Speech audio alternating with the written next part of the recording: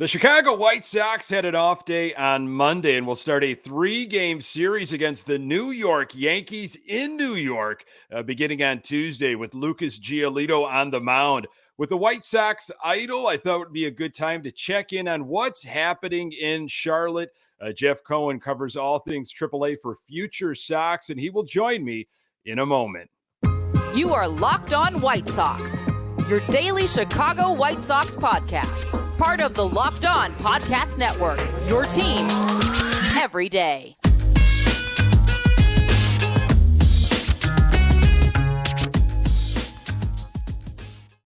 Hey, Sox fans, welcome back to Locked On White Sox. Thank you for making Locked On White Sox your first listen each and every day. We're free and available on all platforms. Follow us on Twitter at Locked On Sox. Also, subscribe to our YouTube channel.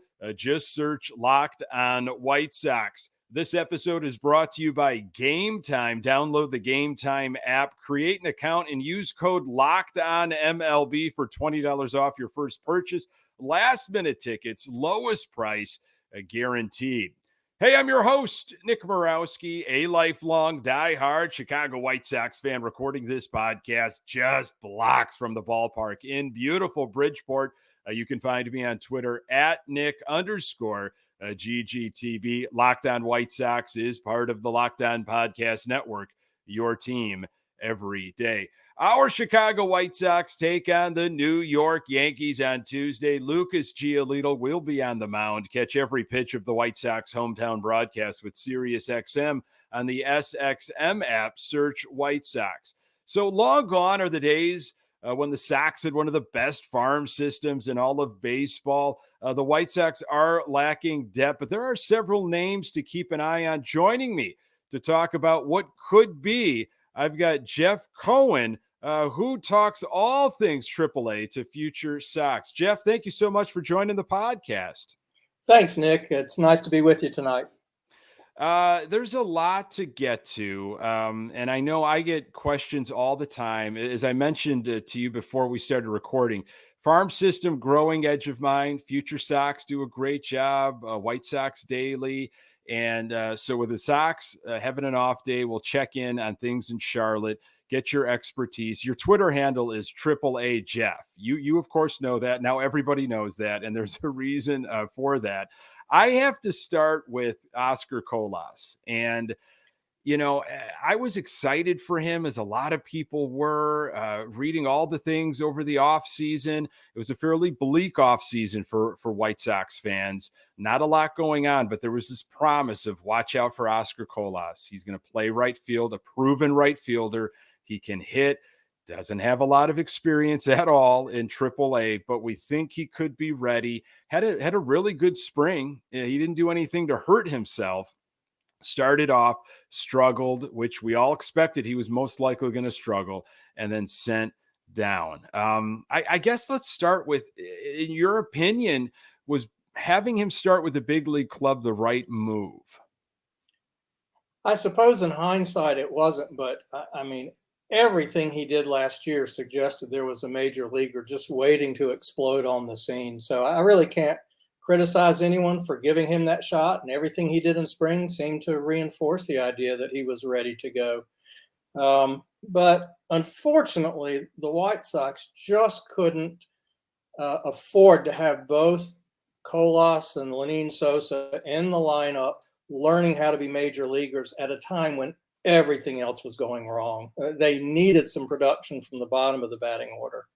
Yeah, that's a great way to say it. I kind of been talking about that with a lot of other Sox fans is, you know, we thought Colas would struggle a little bit and scuffle. Of course, he's going to. That's what happens. But he would be hiding in that lineup because we thought we would get major production once again from maybe Robert, Jimenez, Moncada, Anderson, a little bit more than what we've been getting from Vaughn, Benintendi for sure. So he could kind of hide there and figure out his way. And when everything is going wrong offensively, well, he sticks out, right? Yeah. So I guess my other question is, well, how is he doing in Charlotte right now? Well, I think it's a mixed bag. I mean, statistically, he's hitting over 300. He's doing well. I tell you, in the batting cage, he's a specimen. He really is impressive. I actually talked to the Knights hitting coach, Cam Seitzer, last week about Oscar. And I said, we all read the article in The Athletic that he's just way too aggressive and he's swinging at too many pitches outside the strike zone. I think the number in The Athletic they talked about was 43% of the swings were outside the strike zone. And he said he's doing a lot better. But I actually interviewed Oscar in Spanish a couple of weeks ago. And he admitted, he said, I'm an aggressive hitter. That's who I am. It is hard for me to dial it back. Cam Seitzer seems to think he's doing a good job of it, and he is hitting 300. But it's clearly a work in progress. The other thing about Oscar that I'm a bit puzzled about is he just pounds the ball. He hits the ball so hard. I don't have the analytics to know what his hard hit rate is, but it's got to be among the team leaders. And yet he only has one home run. And I asked Cam Seitzer about that, and he said, well, look, it's going to come. It's in there. He just needs to keep working, I suspect, on plate discipline, and we'll worry about the launch angle later. Yeah, the plate discipline, the things that I was reading, in November and December, January, it sounded like he had a really good head on his shoulders. He knew where some of his blind spots were, and he was very willing to get to work on those. Easier said than done, of course. What do you think his path is like getting up to the big league club right now? I mean, with Berger needing at bats because of what he's doing, it sure looks like they're going to stick with Eloy Jimenez in right field. They brought up Clint Frazier. I'm worried. I don't know how he gets back up in the big league club. I don't see him coming back up this year unless the White Sox become sellers at the deadline. If not, I actually think if I were the White Sox and I had another injury to Luis Robert or Eloy Jimenez, I would bring up Victor Reyes. He's actually been the most consistent hitter in Charlotte. And we were having that conversation in the press box a night or two ago as to everyone has jumped him in the queue. Jake Marisnick, Billy Hamilton, Clint Frazier, Adam Hazley. But it's actually been Victor Reyes who has hit 300 from day one. I don't think he's ever gone under 300. He leads the team in RBIs. I think he's got about twice as many as the next guy. But for whatever reason, the White Sox are not looking his way yet. Yeah, it's. I thought it was a little interesting, Clint Frazier, but he was on a hot streak. He was hitting. Sox needed some offense, and he came up. And anytime an outfielder, especially a corner outfielder, I feel like does something well at the big league level for the White Sox, it's just we're all in awe of, wow, did you see that cutoff? Did you see that throw? Which is kind of just a standard basic outfield move, but the bar has been so low for the White Sox. So, where do you think Colos's headspace is now? I mean, how do you think, he has taken this, I guess, demotion or sent down to learn some things, sent down to a place he probably should have started the year at? I think his head's in a great place. I think, as evidenced by, he's hitting over 300. He's hitting third or fourth every night. He's working hard. He looks good in the batting cage. He says all the right things.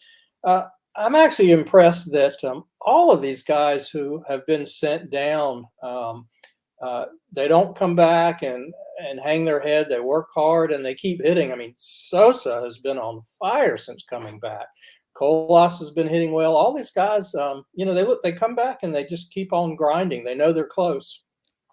Before we get into the next segment, which we'll get into some pitching, you mentioned Sosa, and yeah, small sample size. I haven't been really impressed offensively, but again, that's to be expected. Some of the opportunities he had last season, and of course this season, Romy Gonzalez is the guy right now.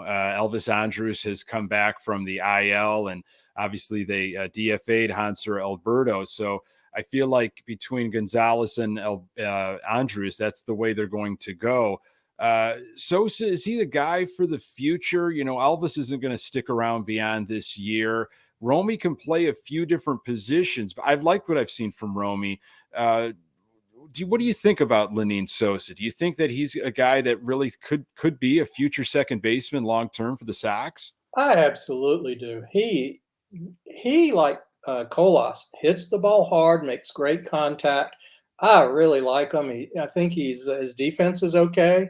I think he's the future second baseman, just like I think Colas is the future right fielder. The problem is the same one we had at the beginning of the season, even if it's, we're looking at 2024, which is, can the White Sox afford to start both of these guys and let them learn on the job? As you said, yeah, if you can hide them among Eloy and Robert and Anderson, fine. But if you really need to depend on them for production, it's a different story. Yeah. We're going to talk about production. We need some arms. We need some depth. We're going to talk pitching in just a moment. Davis Martin, obviously, was going to be the next man up, we thought, but he's got the Tommy John surgery, recovering. So we'll talk with Jeff, other options out of Charlotte. More on that in a moment. Today's episode is brought to you by Game Time. Buying tickets to your favorite events shouldn't be stressful. Game Time is the fast and easy way to buy tickets for all sports, music, comedy, and theater near you, with killer deals on last-minute tickets and their best price guarantee. You can stop stressing over the tickets and start getting hyped for the fun you'll have. Game Time is the place for last-minute ticket deals. Forget planning months in advance. Game Time has deals on tickets right up to the day of the event. Get exclusive flash deals on tickets for football, basketball, baseball, concerts, comedy, theater, and more. The Game Time guarantee means you'll always get the best price. If you find tickets in the same section and row for less, Game Time will credit you 110% of the difference. Snag the tickets without the stress with Game Time. Download the Game Time app, create an account, and use code LOCKEDONMLB for $20 off your first purchase. Terms apply. Again, create an account and redeem code LOCKEDONMLB for $20 off. Download Game Time today. Last-minute tickets, lowest price, guaranteed. The White Sox face off against the Yankees on Tuesday. Catch every pitch of the White Sox hometown broadcast with SiriusXM on the SXM app. Search White Sox. All right, we've been talking with Jeff Cohen, does all things AAA related for Future Sox. And we saw Jesse Scholtens, Jeff, recently, a kind of a Jesse Scholtens, Jimmy Lambert combination. And then Jesse Schultz kind of on his own while Mike Clevenger was on the IL. We all thought, of course, Davis Martin was going to be the guy coming up. Liked him, didn't like the way things ended for him last season. But he served, I thought, the Sox well last year and was kind of hopeful. Okay, well, if things go awry with our starting pitching, at least we've got Davis Martin. Not that that was the greatest thing ever, but okay, we've got somebody. Now I think we're all scrambling as fans. Like, who else do we have down there in Charlotte to help us out? So if there is another injury in the starting rotation, Jeff, do you think it is going to be Scholtens again, or will there be potentially another opportunity for somebody else? Yeah, I definitely think it's going to be Scholtens again. He's been fairly solid all year for the Knights. And, we saw what we just saw his last three appearances were like 3-4 inning outings with the White Sox, and they were okay. But beyond that, that's it. There really isn't anyone else in terms of a starter, though there are some relievers who I think appear to be getting stretched out to come up and serve as multi-inning relievers if they need it. One is Tanner Banks and the other is Sammy Peralta. They've both been really good lately, and when they get the ball, it's usually 2 to 3 innings. We saw Tanner Banks quite a bit last season, saw him in spring training, a lefty option that, he got himself out of some jams. Peralta, we saw a little bit in small sample sizes. Any word on a Sean Burke? Yeah, Sean, he started a little bit later because he had an injury in preseason. And it was rough going at first. They took him out of the rotation. They put him on the development list, and they tweaked some things and gave him a little break. And now he's back. He just pitched a couple days ago. He went 5 innings. It was a mixed bag, but he's clearly progressing. Maybe in another half a dozen starts, he might be ready for prime time in Chicago if things continue to trend in the right direction. He did. He pitched 5 innings. He threw over 80 pitches. That represents progress for Sean. He had some control issues with his breaking pitch, and so still has a ways to go. But I think there's some potential there, and if they can wait long enough, yeah, he could be the next man up. And he's also on the 40-man roster, which makes a big difference. Yeah. Burke was a name. Matthew Thompson, heard a lot about him before the season. Jonathan Stever. What's going on with Stever? When the Knights started this season, last year by the middle of the season, they were down to like maybe 2 starters, and every game was a bullpen game, and it was awful. It was just brutal to watch. So this year they rolled out A.J. Alexy and Sean Burke, Davis Martin, John Park, Nate Fisher, Ponce de Leon, Jonathan Stevers, Jesse Scholtens, and Luke Farrell. Tons of starters. Well, it didn't really pan out too well, I'm afraid. Yeah. Stevers, who you're asking about, has been on the injured list. He just can't catch a break in terms of his health. He missed all of last year, and he's been out for about 2 months this year. I don't know what the injury is. I don't know if it's the same lat injury he had last year, or if it's something different. But he's on the IL. John Park just came off the IL. A.J. Alexy's, that hasn't worked out at all. He's been moved into the bullpen. And, of course, the Davis Martin injury was just tragic. Yeah. The way Lance Lynn has been scuffling here with the big league club, and, a lot of folks calling for, let's just DFA him. And I don't know who's going to eat the innings. Is Jesse Scholtens going to eat the innings? Is that what you want? The Sox are in an interesting spot with, are you going to try to win this division, this ugly division, which it's a very forgiving division, and it can happen. And we're here just in early June, and it's a tough month ahead and a tough July. However, the same goes for Minnesota. I kind of want to see Lance Lynn just continue to eat innings, and I hope he can somehow bounce back. But the decision is difficult for the White Sox because there's not a lot of options down in Charlotte. Now, you had an opportunity to see probably one of the most exciting, names right now in terms of pitching in the farm system for the White Sox, Noah Schultz, his outing recently. Tell me what you saw from Schultz. Get us excited here. Well, that's going to be easy to do. He faced 7 batters, and he struck out 5 of them. His fastball, every fastball, 96, 97 miles an hour. It was a 2-seam fastball. He told me later that's a new pitch. He also has a 4-seamer, but he didn't break it out in that outing. And his slider, which is reputed to be excellent, was everything as good as advertised. So it was really an impressive outing. And then the other thing I'd say, Nick, is I talked to him after the game. I got a chance to meet him. And it harkened me back to a year ago when I met our first-round draft pick from 2021, Colson Montgomery. I met him before his major league debut in Kannapolis. And I came away with the same impression that both of these guys, they know they're major leaguers in waiting. They have a quiet confidence.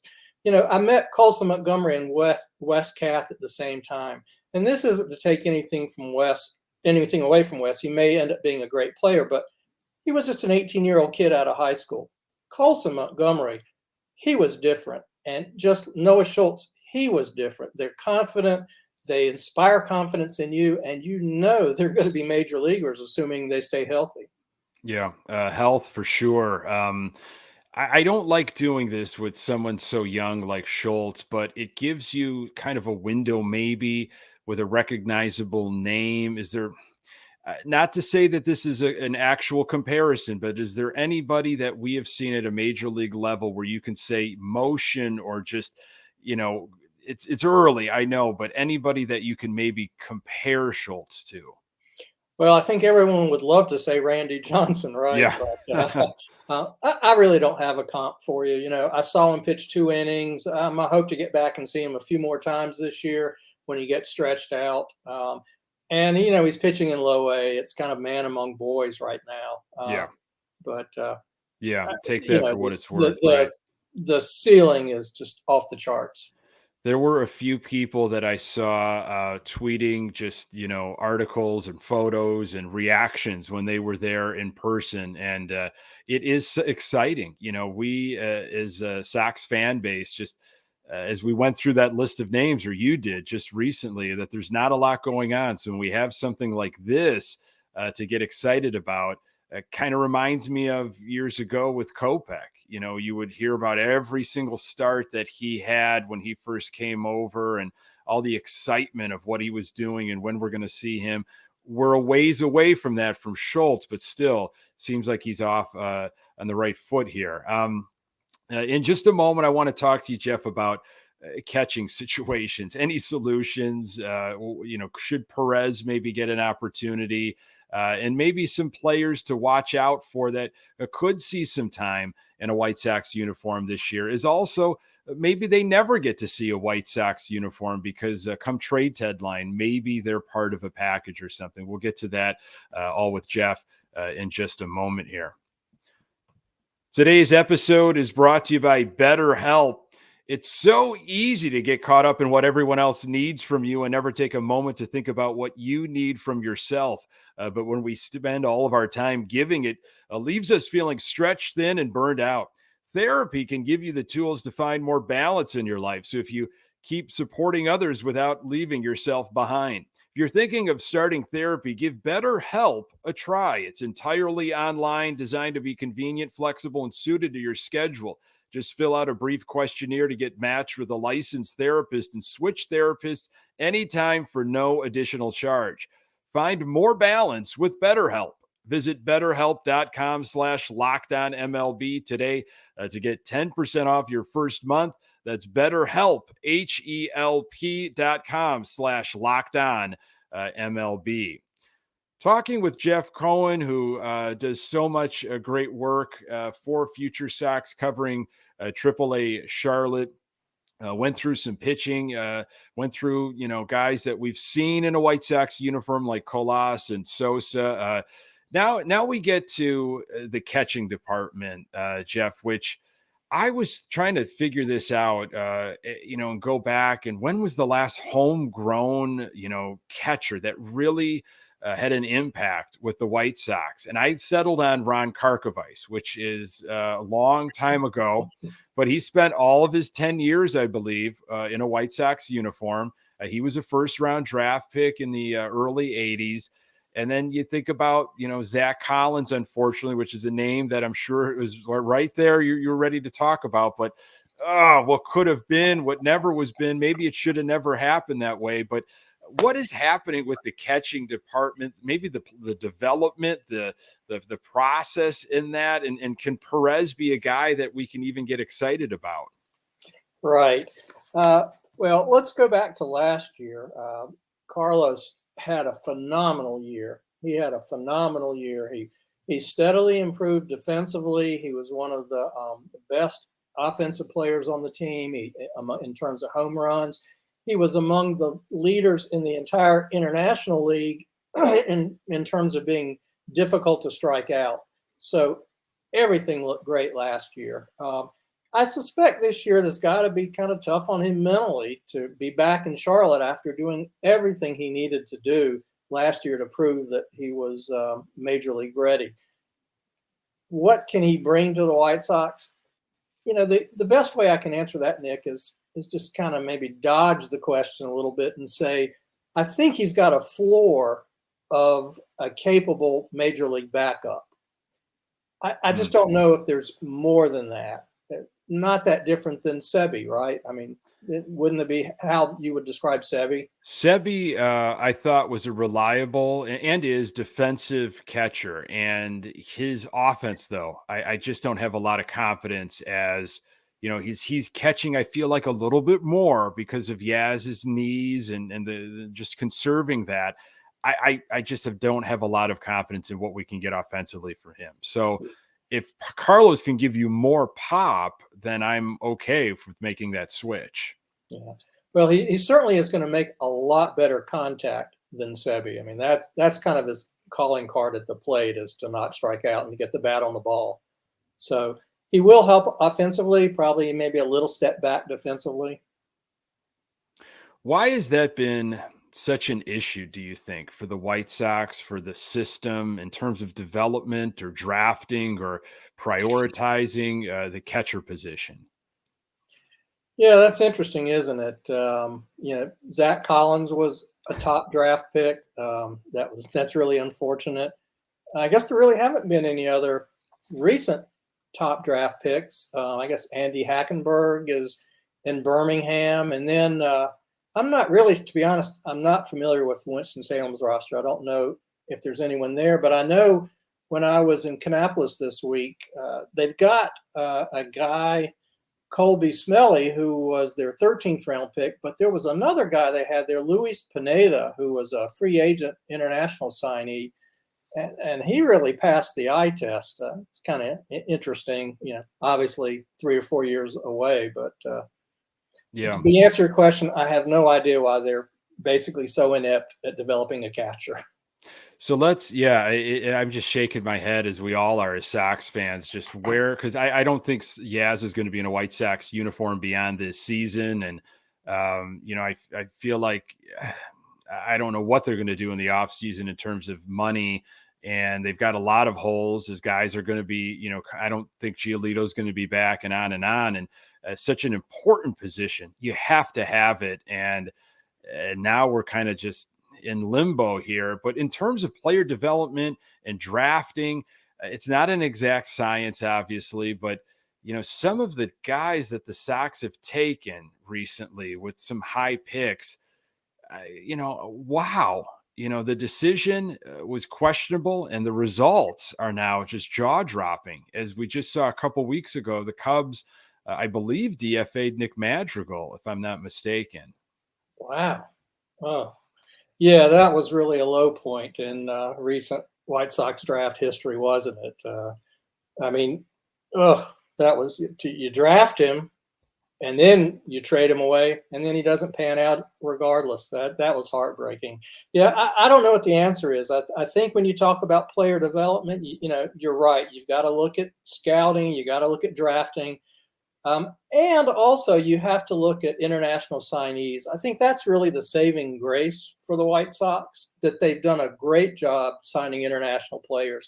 That's really bailed out their farm system, if you think about it. Look at the top players at every level. It's almost all of these international guys. The draft picks just really aren't there. Yeah. Yeah, they have done really well internationally, absolutely. Both from position players, I feel like, from taking some risks on some pitching arms. That is it Norge Vera that is in the system that I think there's a lot of excitement around. So in terms of players that we might see, maybe at 35th and Shields in a White Sox uniform later this year, coming up from Charlotte. Not necessarily Adam Hazley, but guys that we just maybe haven't seen a lot of time yet from. Who do you think could come and maybe contribute for the White Sox this season? Well, again, if you're talking about the White Sox being in a competitive window, you're looking at a lot of the veterans that Rick Hahn put in Charlotte. The aforementioned Victor Reyes and those kind of guys.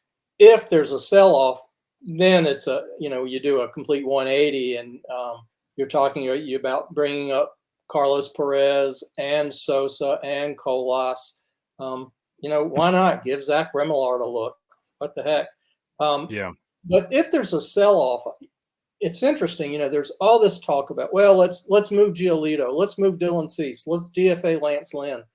Well, you've got to have some pitchers in 2024, and you've got an owner who doesn't want to go out and pay a lot of money, and pitchers are really expensive. And there's no one coming up from Charlotte, especially with the Davis Martin injury. There's no one waiting in the wings to step into that rotation next year. So I might slow down in terms of getting rid of all these pitchers. Yeah, that's a great point, Jeff. And, I was having this conversation with Sox fans recently, just of the whole dynamic of, well, we could very well see Lucas Giolito go at the deadline. And the other side of that is, well, why? To your point, because, we need arms. But Jerry Reinsdorf, Sox just traditionally do not pay for pitching, though. And I don't know how much Lucas Giolito would command, though. That's the thing. Will he want to test the market, though? I guess it depends on how he starts pitching, if he draws interest. But the last pitcher I can think that they really went and they re-signed and they committed to was John Danks way back in 2016. And they decided to go the Danks route instead of Mark Burley. And they gave him all that money, and it didn't really go necessarily their way there. And I don't know if that scared them off from going after pitching. I think they tried with Zach Wheeler a couple of years ago, and that didn't work out. But you got to have pitching, and when you think you have pitching, go get more pitching. And so I don't know if thank you for giving us the reality, though, of what we've got going on in Charlotte and pitching wise. But Jeff, I really appreciate your time. Can you just tell us where we can find all your great stuff, please? Thank you. It's been fun talking Sox baseball, and hopefully a few weeks from now, we'll still be talking about a competitive Sox team. It's going to be a rough month. Yeah. But I'm at Future Sox, futuresox.com, and you can find me at Twitter at AAA Jeff, TRIPLEA JEFF. Awesome. Jeff, hopefully we can maybe connect as the season goes on, especially if, we do start seeing some guys from Charlotte coming up to help out this White Sox team. So thank you again, Jeff. Really appreciate it. Thank you, Nick. Have a good evening. You too. Folks, thank you so very much for making this podcast part of your daily routine. You can find the Locked On White Sox podcast absolutely everywhere you find your podcast. We are on Twitter at Locked On Sox. You can find me on Twitter at Nick_GGTB. Don't forget to subscribe to our YouTube channel. And any questions, comments you have for a future mailbag episode, get them in at lockedonsox@gmail.com. Our White Sox take on the Yankees on Tuesday in New York. Catch every pitch of the White Sox hometown broadcast with SiriusXM on the SXM app. Search White Sox. Thanks for making Locked On White Sox your first listen each and every day. Hey, everydayers, on the next episode, I will recap Lucas Giolito's outing and hopefully be talking about a White Sox winner. Appreciate you making time for the Locked On White Sox podcast. I'm Nick Morawski. Until next time, go Sox.